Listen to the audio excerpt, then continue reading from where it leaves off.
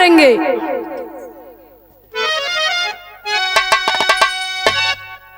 चंचला चीत चितवन चकोरी चकित चहचहाती चमन चंद्रिका चांद चाहत चमाचम चमकती चमेली चतुर चपला चली चारु चिंगारी चापत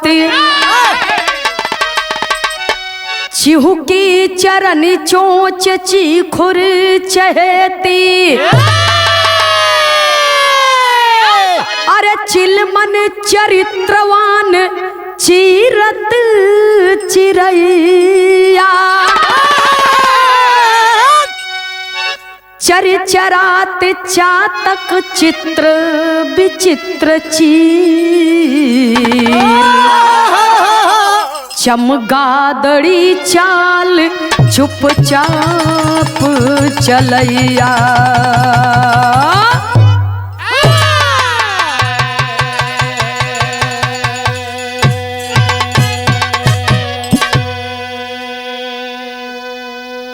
भैया हो कवि जी अध्यात्म भाव से ये भूमिका लिखी।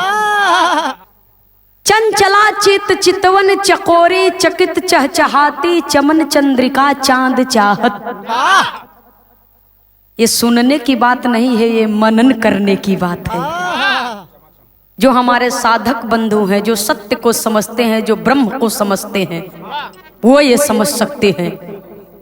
चंचला चित चितवन चकोरी चकित चहचहाती चमन चंद्रिका चांद चाहत चमाचम चमकती चमेली चतुर चपला चली चारु चिंगारी चापत चिहुकी चरण चोच चीखुर चहेती चिलमन चरित्रवान चीरत चिरैया चरचरात चातक चित्र विचित्र चीर चमकादड़ी चाल चुपचाप चलैया। भैया हो जो विद्वान व्यक्ति है वो किसी भी बात को लेकर के उतावला नहीं होता है। वो चुपचाप बाबूजी अपनी मंजिल को देखता है और उसका परमात्मा उसे कैसे मिलेगा, वो इस भाव से अपनी चाल को चलता है। बिरहा में एक लाइन गजल का भाव है, किसी ने गाया था कि क्या रहेगा पास तेरे नथनी उतर जाने के बाद, आएंगे साजन मेरे सावन गुजर जाने के बाद। लेकिन बाबू राम कैलाश यादव जी अंतर्राष्ट्रीय कलाकार यही भाव में कैसे गावे बाबू जी।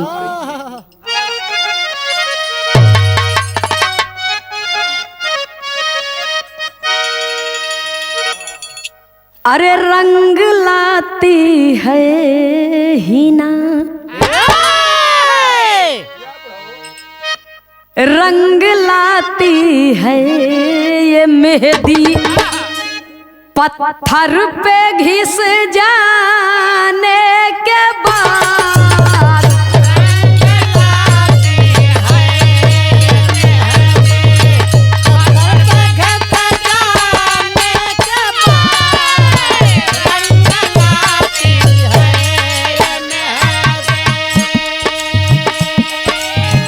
रंग लाती है हिना पत्थर पे घिस जाने के बाद, होश में आता है मानव, होश में आता है मानव ठोकरे खाने के बाद।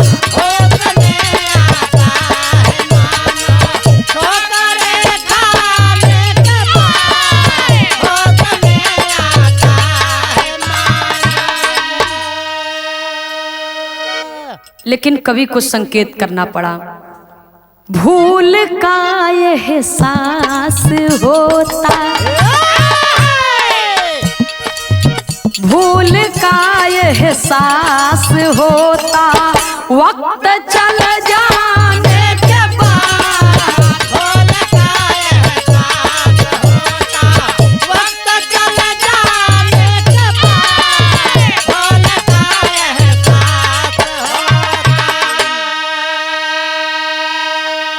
हे भूल का एहसास होता वक्त चल जाने के बाद, हाथ मल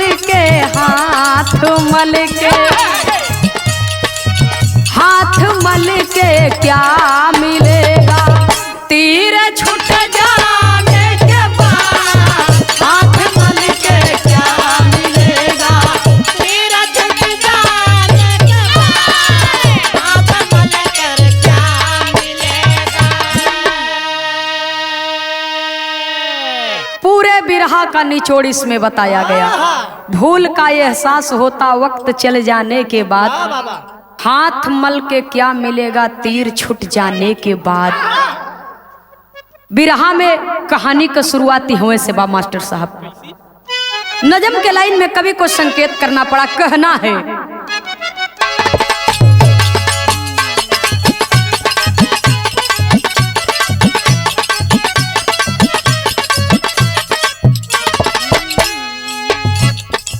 संत रविदास, संत रविदास भक्ति भावना में प्रवीण रहे,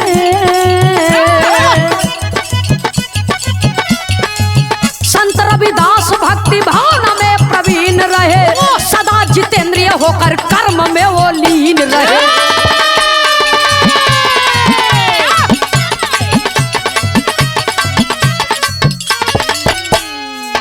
मन मोर चंगा तो कठौती में भी गंगा है,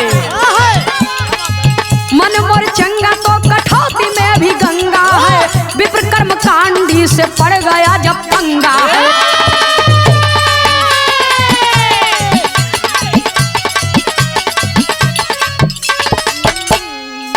नीच है जाति तेरी, नीचता का कर्म तेरा,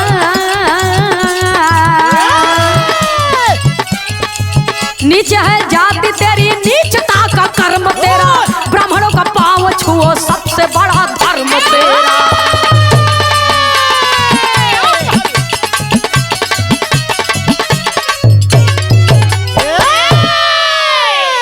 भैया हिंदुस्तान संतों महात्माओं की धरती है, विद्वानों की धरती है, धीर वीर पुरुषों की धरती है, वीरांगनाओं की धरती है, सतियों की धरती है।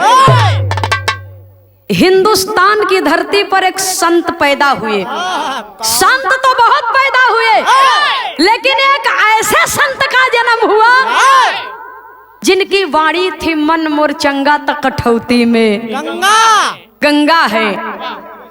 भैया हो संत रविदास जी, संत शिरोमणि जिसे कहा गया, संत शिरोमणि संत रविदास जी कठौती में चमड़ा भिगोए हैं, वही के जूता सियत हैं बाबूजी, वो अपने कर्म में लीन है। इसीलिए पहली लाइन लिखा गया कि संत रविदास भक्ति भावना में प्रवीण रहे, सदा जितेंद्रिय होकर कर्म में वो लीन रहे।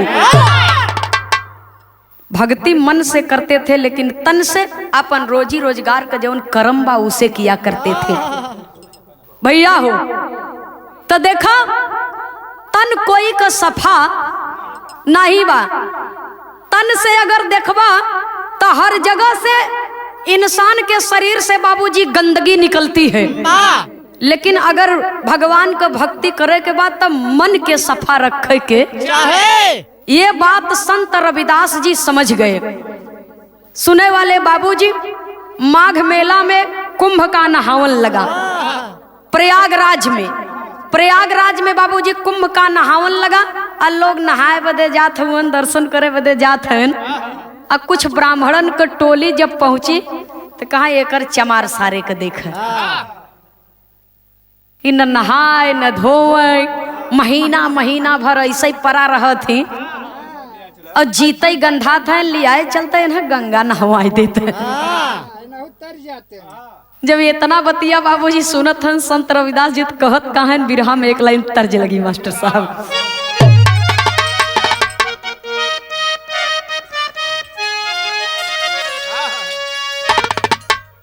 नरमी कलैया सुकुआर हो। ये हमरे हिंदुस्तान के सौधी मिट्टी के पारंपरिक गीत बा। लोग कहती नौकी 9 दिन के पुरनकी 100 दिन के। नरमी कलैया सुकुआर हो चुभी जाला कंगनावा।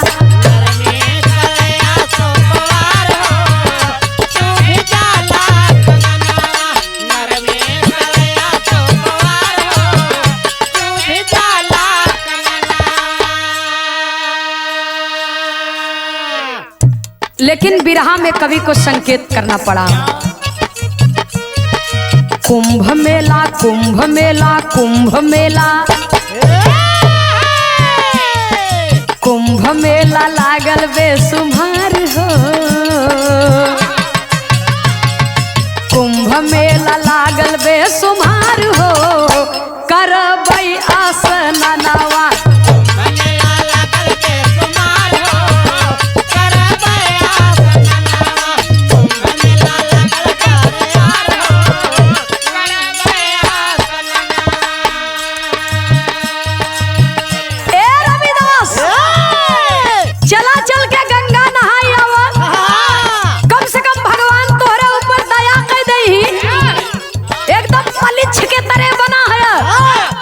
जब इतना बतिया संत रविदास सुनते हैं तो कहते क्या है?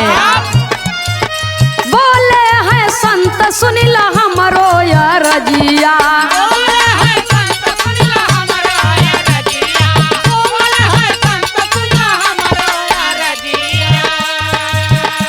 अरे कहिया प्रणाम हमारी माँ के चरनिया।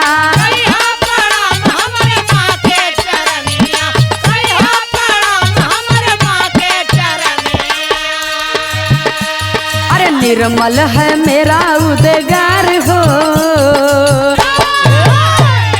निर्मल है मोरा उद्गार हो करबै आसनवा। निर्मल है मेरा उद्गार हो। ब्राह्मण देवता लोग कहते हैं कि चला गंगा स्नान कर आई। इतना बतिया जब सुनत हैं संत जी कहाँ हे ब्राह्मण देवता हम है गरीब आदमी और एक दिन हम अपन काम करब छोड़ देवे तो लड़का बच्चा मर जाही भूखन। जो 4 पैसा मिलत बा उहो न मिले। एक काम कर आप लोग चला जाए स्नान कर दिए। अगर आप लोग के अंदर हमरे हृदय में हमरे लिए दया बा तो माई गंगा से कह दिया कि रविदास के प्रणाम स्वीकार कर। जब ये इतना बतिया बाबूजी सुने ब्राह्मण देवता लोग कहे पूर के पूर नीचे ही है तुहार नीच जाति बा नीचता तुहार न छूटे। सुने वाले बाबूजी इतना बात कह करके चल दिए। और जब चल दिए तो वहां जब संगम में पहुंचन स्नान करे बदे तो बिरहा में एक लाइन तर्ज है मास्टर साहब कहना है।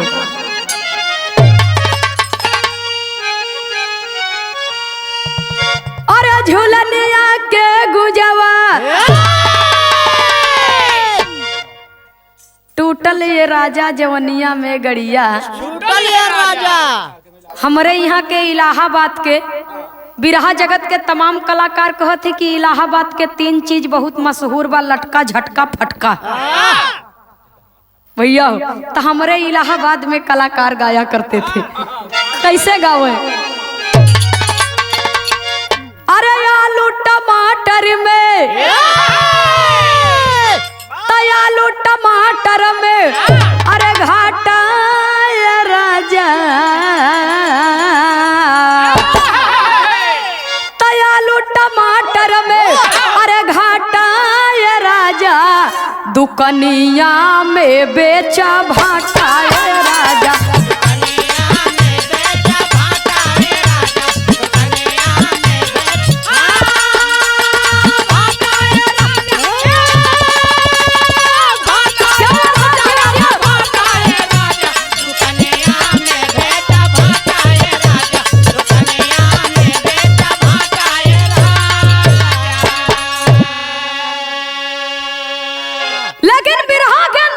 संकेत करना पड़ा। हुई है गंगा के निर्मल जल से। तो हुआ क्या, अरे स्नान कई के पाए, तो स्नान कई के पाए, अरे चैन भैया, स्नान कई के पाए चैनाए भैया, ध्यान कैले संत बयनाए भैया, ध्यान कैले संत बयनाए भैया,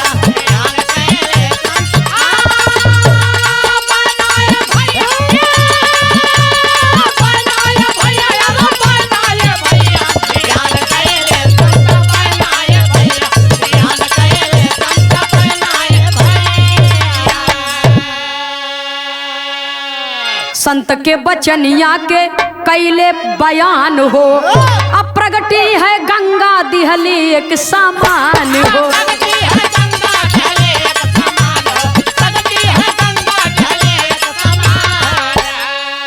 अब फिर भी खुलल न विप्र, तो फिर भी खुलल न विप्र नयनाए भैया, ध्यान कैले संत बयनाए भैया, ध्यान कैले संत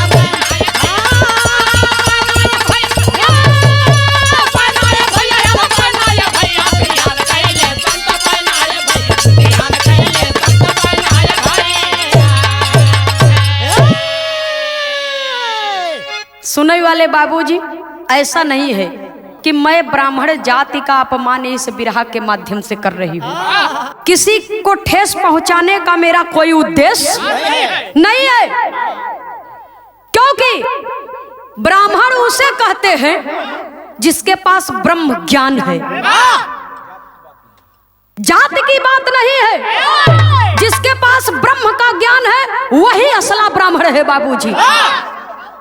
कवि को संकेत करना पड़ा, ब्राह्मण देवता लोग स्नान कई के जब चले लागे, एक जने के याद आए कि हे रविदसवा कहे बा कि गंगा जी से हमार प्रणाम कह दिए, कहे हे माई तोहार एक हो भगत बा बात बहुत घमंडी। हाँ कहे वही रविदास जो चमरा बा बात बड़ा घमंडी मावा, लेकिन वो कहत मन मोर चंगा त कठौती में गंगा। तो माई ओकर प्रणाम स्वीकार कैले है, हम पचे नहाय के चले। जब इतना बात सुनी बाबूजी माँ गंगा, तो एक सामान देती है बाबूजी, एक सामान देती है ब्राह्मण देवताओं को और आवाज आती है। कवि को संकेत करना पड़ा, बिरहा शैली में टेरी के भाव में लिखना पड़ा।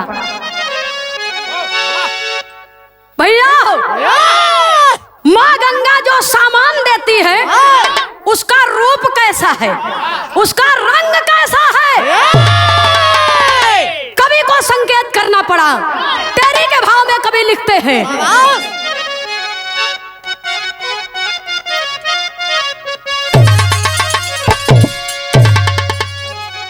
अरे राम कंगनवा जीव के काल हो गईल, हीरा रतन जड़ित नाय अद्भुत बासा मनवा, कंगनवा जीव के काल हो गई।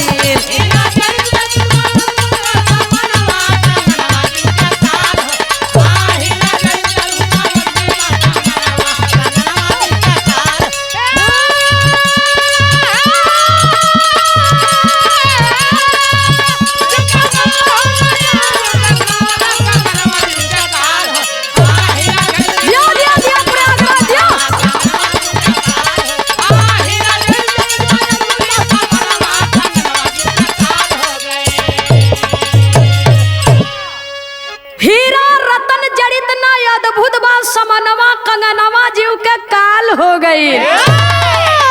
माई गंगा एक ठे कंगन दई के, उन हीरा का बा न जवाहरात का बा, न सोना का बा, न चांदी के बा, न मोती के बा।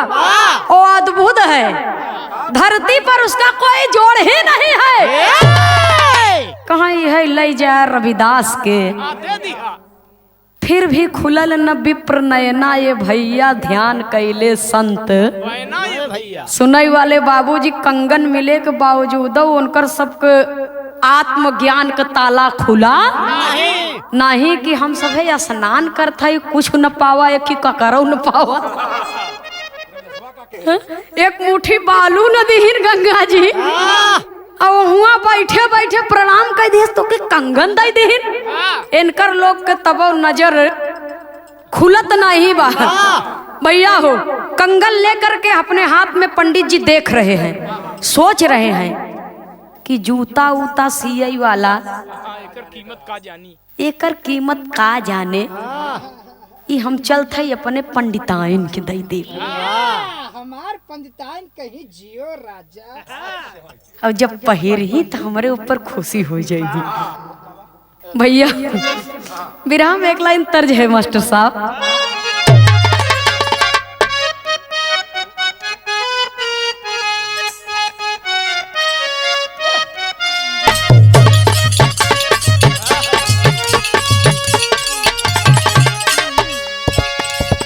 कोना दुल्हन अपने दुल्हा से कहता का कहत बा, हम ना रहा बसैया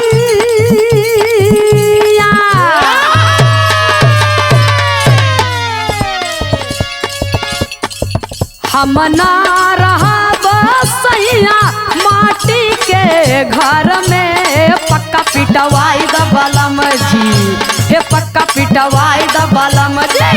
दिल्ली शहर में पक्का पिटवाई द बलम जी, दिल्ली शहर में पक्का पिटवाई द बलम जी, दिल्ली शहर में पक्का पिटवाई द बलम जी।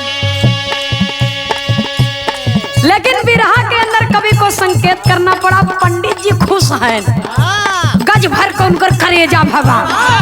पंडिताइन के लगे पहुंचत हैं तो कहत का है, पंडित पंडिताइन सोचाए,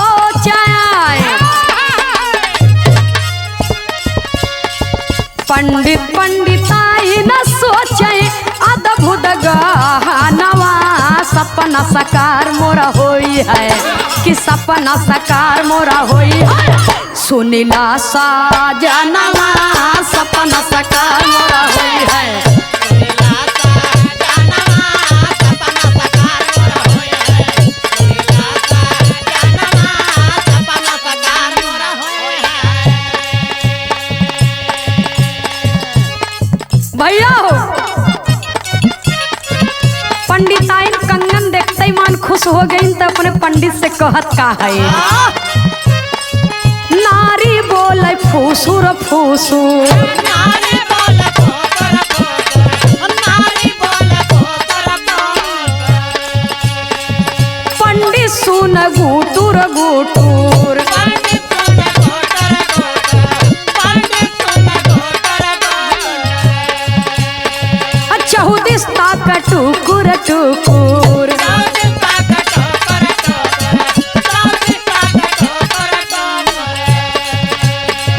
जियरा कर धुकुर धुकुर, जियरा कर धुकुर धुकुर, जियरा कर धुकुर धुकुर।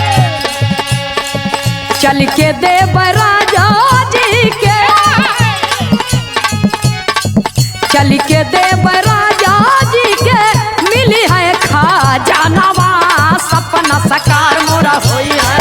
सुनीला साजनवा सपना साकार मोरा होई है, सुनीला साजनवा सपना साकार मोरा होई है, सुनीला साजनवा सपना साकार मोरा होई है, सुनीला साजनवा सपना साकार मोरा होई है। पंडिताइन जब ओके पहिरे लागिन कहे कहो महाराज गहना तो बहुत सुंदर बा लेकिन एकवा हाथे के एक ही हाथे के हम दी है तो एकवा वाला के दे दी है। पंडिताइन कहीं बतावा तू कतो गड़बड़ तो नहीं करे है कि दुई मेहरारू हो एक ही हम दे दी है एक ही ओके दे के आए। पंडित जी कहे राम हो राम, हमार धर्म जी नष्ट करे। तू हमारे एक लौती पत्नी हो एक कैठी हम पौभई भैत का करी। पंडिताइन कहाँ सुने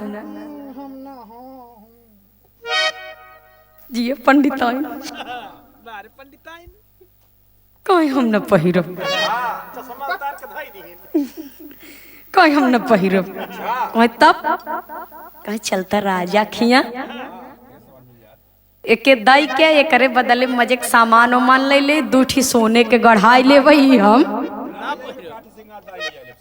न पहिरब। तो कभी को बिरहा शैली में बिरहा के अंदर खाटी इलाहाबाद प्रयागराज के धुन में संकेत करना पड़ा। देखा भैया स्वर्गीय दादा राम आधार यादव झूसी नरेश गाया करते थे और जब गावे तो एक एक हाथे के फार बजावे एक एक हाथे के फार बजावे बाबूजी तो बड़े को उनकर खोपड़ा रहा मजे के उनका खोपड़ो बड़वार रहा, उनका फारो बड़वार रहा। हां भैया स्वर्गीय बाबा राम आधार यादव जी स्वर्गीय जनाब हैदर अली जुगनू जी के गुरु थे। तो देखा दादा के तरह तो हमसे ना ही बनी लेकिन फिर भी प्रयास है हम वही सीखत है। तो ई समझ ल कि दादा के फार के बच्चा हवे हम दादा के बच्चा है। तो बच्चा बच्चा ही रहे दादा दादा ही रहे।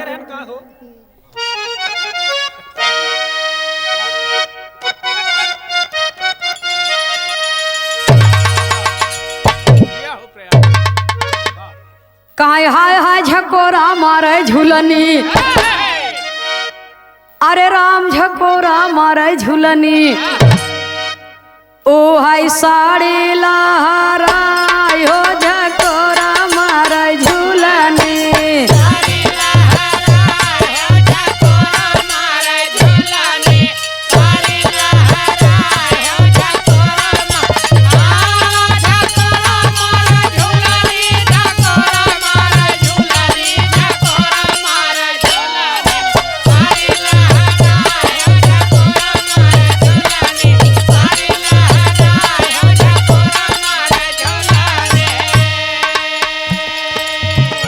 कहाँ हाय रे बेदर्दिए कऊ मानई न कहनवा औ चढ़ली उमरिया न कैलैया ये गवनवा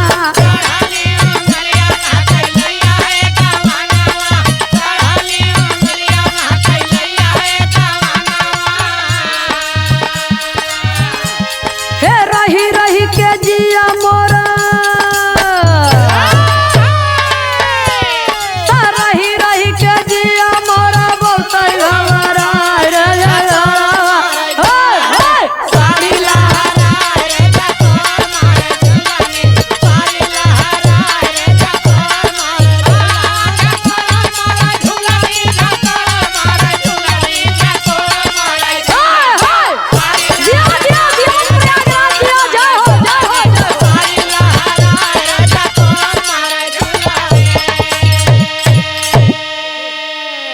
पंडित पंडिताइन लई गए कंगन राजा साहब के दई के ओकरे बदले में धन लई के चला आए। अहर राजा साहब रात की जब पहुंचे रनिवासे में त रानी साहिबा जब वो कंगन देखत हैं तो कहत कहाइन अरे राम कहेली रानी राजा से ए भैया कहेली रानी राजा से सोना महाराज हो कहेली रानी राजा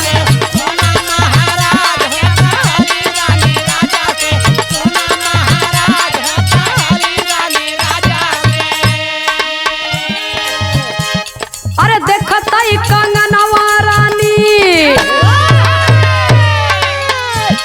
तो कंगना का जोड़ावा लगाई दे बजाज हो कहेली रानी राजा सोना महाराज हो कहेली रानी राजा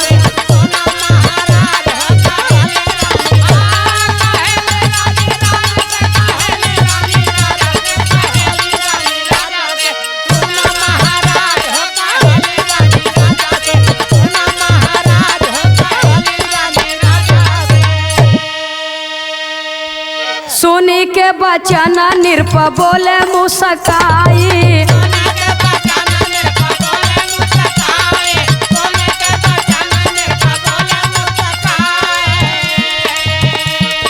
रानी जी धीरे रहे समझाई।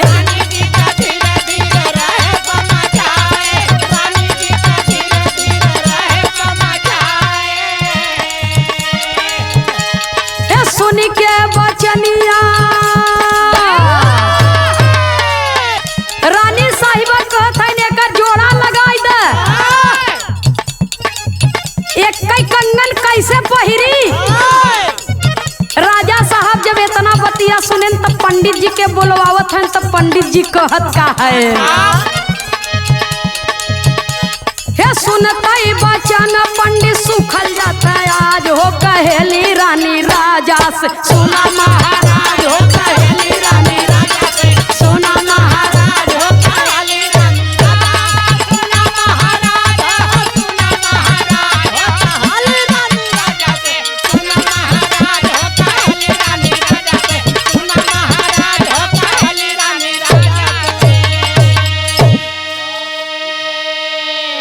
सुनै वाले बाबूजी रात भर रानी साहिबा राजा के सोवई नहीं दीन। कंगन के जोड़ा लगावा महाराज एक कैठी न पहिरब। महाराज कहाँ से लगाओ एक कैठी तो पाए है नो कहाँ अच्छा चिंता जिन कर। सवेरे हम पंडित जी को बुलाओ अब बुलाए के उनसे कहब कि एक हाथे के लिए आई के दे दे। सवेरे पंडित जी के बुलायन बाबूजी और कंगन के जोड़ा मांगे लगे तो पंडित जी के मनवा सुखाई लगा। सोचने लगे कि अगर सही बताऊ तो हमें सजा मिले और सही न बताई तो एक जोड़ा कहाँ से ले आई। जब इतना बात सुने बाबूजी पंडित जी तो कहा सुन ई कंगन का जोड़ा हमरे पल्ले नहीं बा। राजा साहब जब इतना बात सुने आपके पास नहीं है कहा नहीं। रानी साहिबा ओहर कोहाई के बैठी हैं कि काहे एक कैठी लई आए।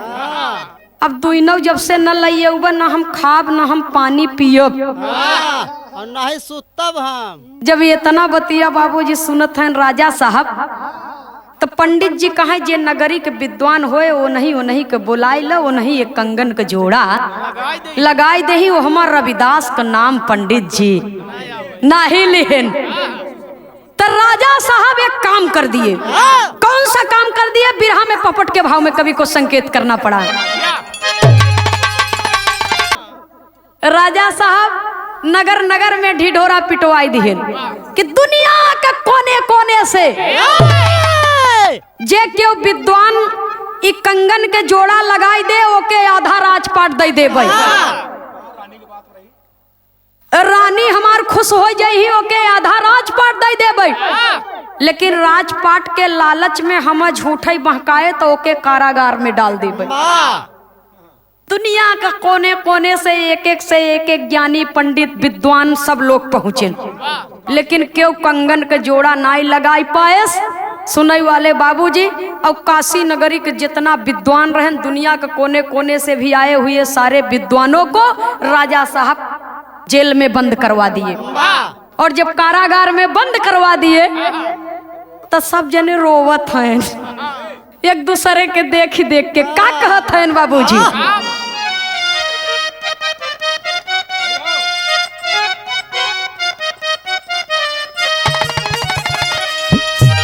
झंखे विप्र रोवई सोचई जेल के भीतरिया ये भैया।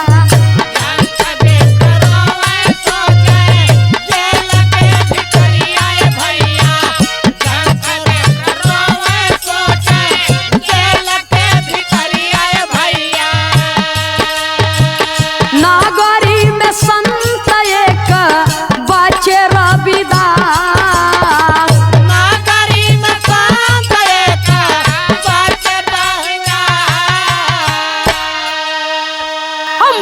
मोर चंगा तक ठौती में गंगा हमरे। मोर चंगा तक ठौती में गंगा हमरे। मोर चंगा तक ठौती में गंगा हमरे। सुनत बचना भूप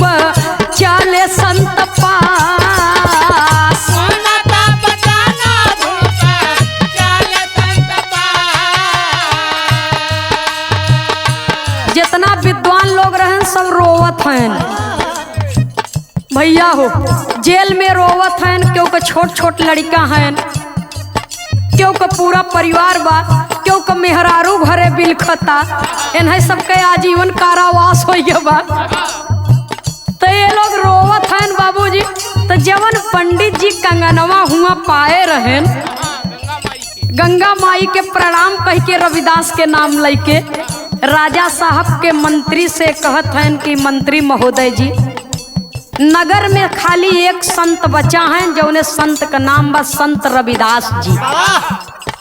ओ नहीं कंगन का जोड़ा लगई ही, सारी बात बता दिए, हकीकत बता दिए कि ये मेरे नाम से नहीं उनके नाम से मिला था। राजा साहब जब इतना बात सुने तो बुलावा भेजे। संत रविदास उनके सिपहियन कहती देखते न हैं। तब पंडित जी कहाँ ओ यही जोड़ा चाहे तो उनके लगे जा स्वयं। तो क्या कहना हुआ, कंगना देखावई कहाँ जोड़ावा लगावा साधु, कंगना देखावे काहे जोड़ावा लगावा साधु, कंगना देखावे काहे जोड़ावा लगावा साधु। सबके जीवनिया पर तो हई के आस, सबके जीवनिया के तो है गया, भीतर कठौतिया में रखल बा कंगनवा ए राजा, भीतर कठौतिया में राखल बा कंगनवा ए राजा, भीतर कठौतिया में राखल बा कंगनवा ए राजा। राजा रानी हाथावा फसल आनाया, राजा रानी हाथावा पर सालया लाया। राजा रानी दोनों प्राणी संत जी के पास पहुंचे और प्रणाम कई के वही कंगन दिखाएन, कहे कि संत जी एक कंगन के कारण कितनी जिंदगी कारागार में बंद हो गई है और सबके जिंदगी के आस तोहरन पर बा, यह कंगन के जोड़ा लगाई देते। तो देखा वो कंगन कहती देखबो न भयन संत रविदास, कहे वही हमारे मड़हिया में चला जाते, कठौती में गंगा जल बा, वही में चमड़ा उमड़ा हम भेई थे और एक खे नहीं जितना चाहे ले ले जाय के। कहे संत जी आप न देबा, कहे आपके जरूरत बा आप जा। भैया हो राजा साहब सोचत है ने के देखता न है ने कि कैसे बाऊ अपने काम में लपटियान है। भैया वो अपने काम में लपटियान है कि हमारे रोजी रोटी से बढ़ के कौनो चीज हमारे लिए संसार में नहीं बा, वो ते अपने कर्म में लीन है। तो कहीं इतना समय के गवावे जाए, आपके आवश्यकता बा आप वही कठौती में से ले ले, और आपसे न अकेले हो तो रानी साहिबा के लिए आए जा, ए ले ले ही वही में से देख के जौने साइज के एक हाथ एक कंगन बा लगा ले हैं जोड़ा। आ जब लाई के गयन बाबूजी रानी साहिबा के लिए आई के तो रानी साहिबा कहाँ निकार, तो रानी साहिबा जब इतना बात कहते हैं तो राजा साहब के मन में थोड़ा घृणा भाई, चमड़ा भेवा बा बदबू करता। रानी का था निकारा जल्दी से। रानी साहिबा कहे कठौती में हाथ डाला और कंगन के जोड़ा निकाला बाहर, और ये बदबू से हमें बर्दाश्त नहीं होता। तो घृणा तो पहले ही आई गई मन में, और जब घृणा पहले ही आ गई बाबूजी तो आत्मा या वो आत्मा का मेल एक होते, तो आत्मा के घृणा वो भक्त के आत्मा तक पहुंची बाबूजी। संत रविदास जी के पास संत रविदास सोच रहे ओ कंगन का जोड़ा भी चाहे मन भी नहीं सफा बा, इसको बदबू कर रहा है। भैया हो वह राजा साहब कठौती में हाथ डालें, उनकर हाथवा फंस गए, हाथ फंस गया नहीं करता ही न बा हाथ। तो रानी साहिबा से कहा तनी मदद कर तू, तो रानी साहिबा जब मदद करत हैं बाबूजी तब उन्हों का हाथ फंस गए, और जब उन्हों का हाथ फंस गए तब तू न जाने चिल्लात हैं। वही मड़ही के भीतर से संत जी के आवाज देते हैं, कैसे मास्टर साहब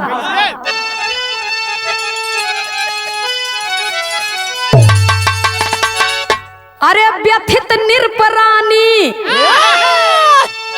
ए बाबू व्यथित निरपरानी करती है याचना, व्यर्थ है याचना।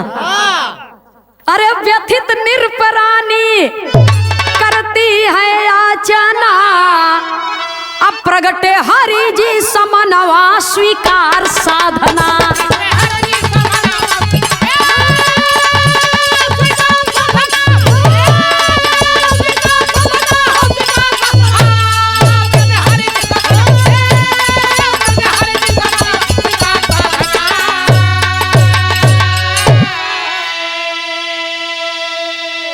सुन के आवाज संत जी आए, करते हैं परिणाम हो।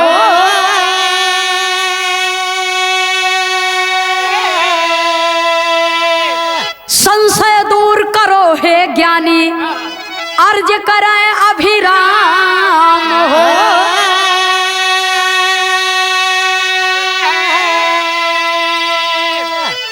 संत दया से पूर्ण भैली, ए बाबू मन की कामना। संत दया से पूर्ण भैली, ए भैया मन की कामना। अब प्रगटे हरि जी समनवा स्वीकार साधना।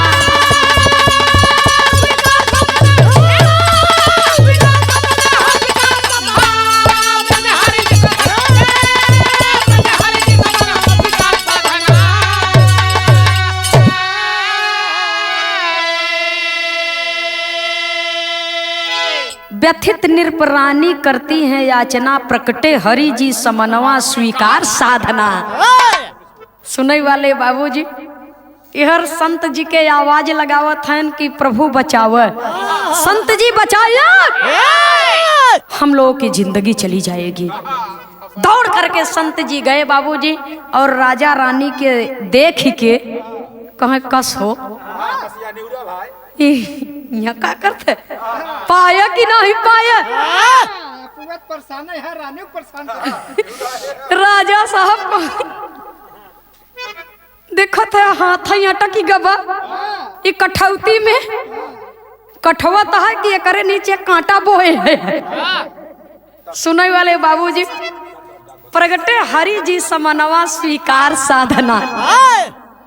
ये बात आप दोनों के समझ में नहीं आएगी।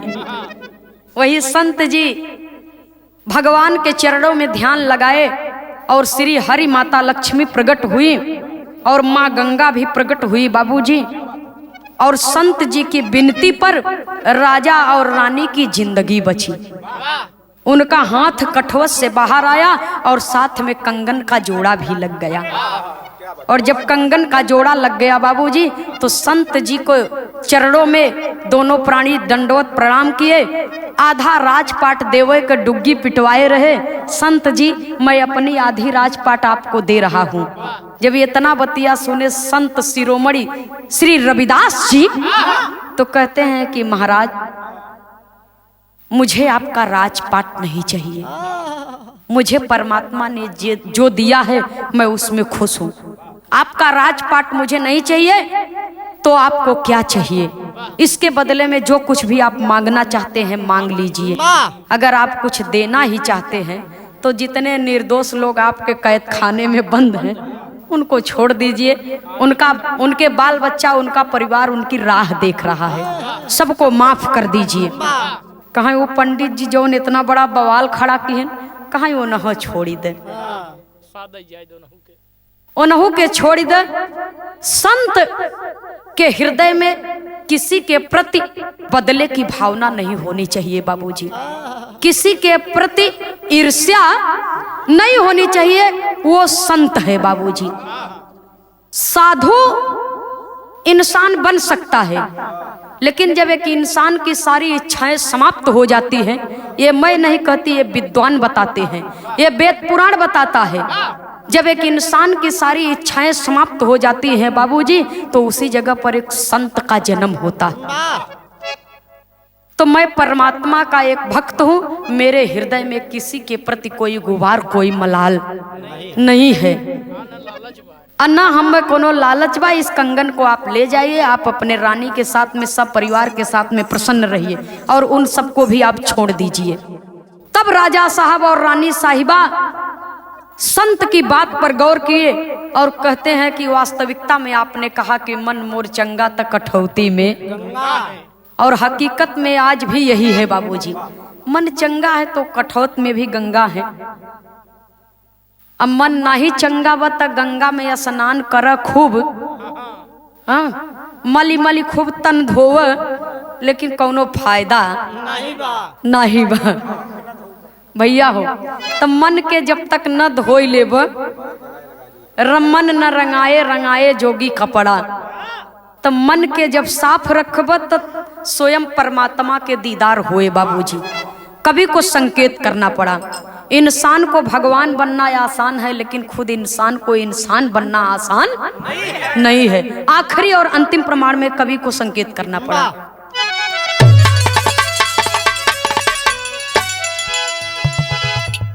स्वामी सीताराम हित भाई लाल जी स्वर्ग सिधारे, शंकर शोभनाथ विजय माँ सुंदर गीत संवारे।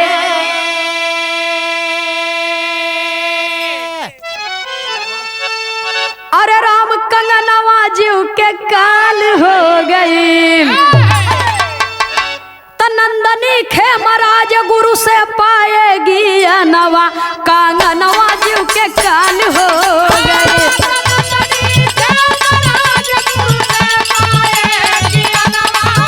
लगी रहा लगी रहा।